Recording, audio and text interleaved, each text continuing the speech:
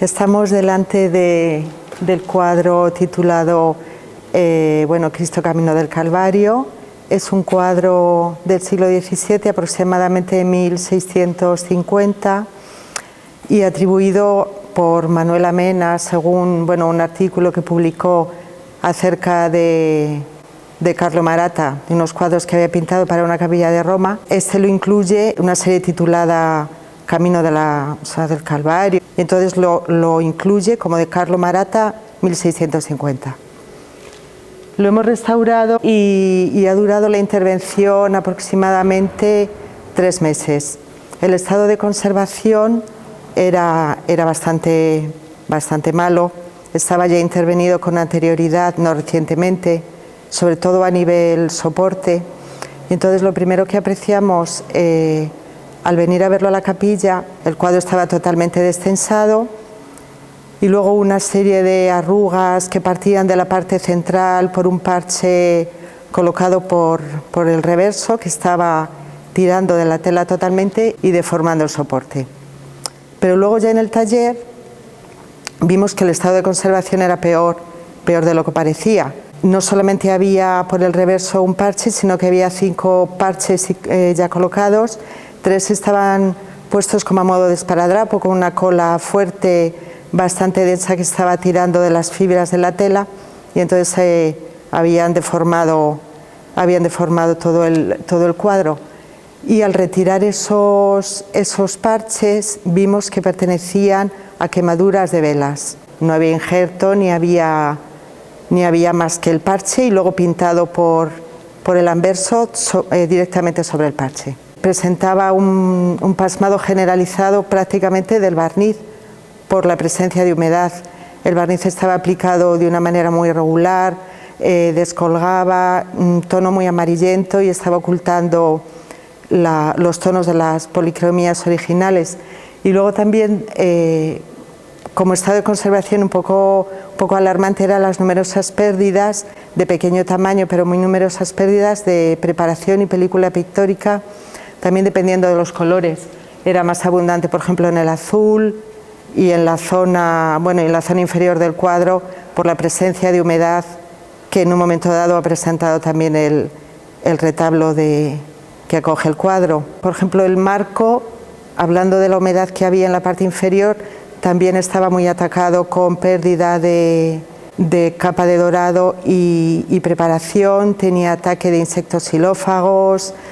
La madera estaba con una necesidad de consolidación importante, y luego por lo demás pues la suciedad generalizada y la oxidación del barniz en la capa de oro. Cuando llegó el cuadro al taller, lo primero que se hace es realizar una serie de fotografías del estado de conservación muy detalladas, y tanto del anverso como del reverso. Después de ese estudio fotográfico y un análisis tanto técnico como histórico un poco del lienzo que tenemos en el taller, comenzamos por una fijación de la pintura. Esta fijación se realiza con un empapelado que consiste en adherir unos papeles japoneses con cola orgánica, y este empapelado nos va a servir para, evitar daños en los procesos que vamos a realizar, y ir sentando la policromía, ir bajando, por ejemplo, las deformaciones que había de los parches y tal. Entonces, después de esta fijación, tratamos el cuadro por el reverso. Se eliminan, por ejemplo, los parches que había, y se eliminan también la cola, como ha dicho mi compañera, la cola tan fuerte que había y había deformado el lienzo. Además, realizamos unos bordes, porque el cuadro estaba clavado, por el perímetro, por el anverso. No tenía apenas bordes de sujeción. Entonces, realizamos unos bordes con un lienzo lo más parecido al original, que es 100% lino.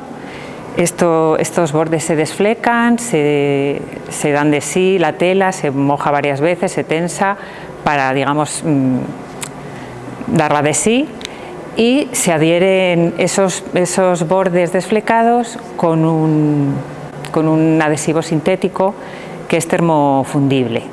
parche, en cada agujero que teníamos de quemadura de vela, se hacen unos injertos exactamente de la forma del lienzo que falta, y se pegan otros parches, pero mucho más finos, más sin cola orgánica, o sea, para que no deformen de nuevo, y ya hemos tratado el soporte. Le damos la vuelta al cuadro, quitamos el empapelado y ya empezamos a tratar lo que es la capa pictórica. Pues de desempapelar, hacemos test de solubilidad para dar con los disolventes o las mezclas más adecuadas para cada color, dependiendo del color es más sensible o menos sensible a los disolventes, y comenzamos la limpieza. Como decía mi compañera, la gruesa capa de barniz muy irregular, estaba dada muy a goterones y bueno, muy mal. Y vamos limpiando y vamos descubriendo esos colores que salen tan vivos. Por ejemplo, el rosa del vestido y el azul de la túnica pues sale muy vivo. Esto también el barniz estaba pasmado por la humedad, y entonces lo que recuperamos además de los colores era un poco el dibujo que tenía. Se ve ya más claro pues los perfiles, el dibujo del cuadro. Bueno, una vez que hemos terminado de limpiar, dejamos secar suficientemente porque necesita su tiempo cada proceso, ¿no? Se tiene que evaporar los disolventes, y procedemos a un primer barnizado para poder estucar lo que falta de pintura.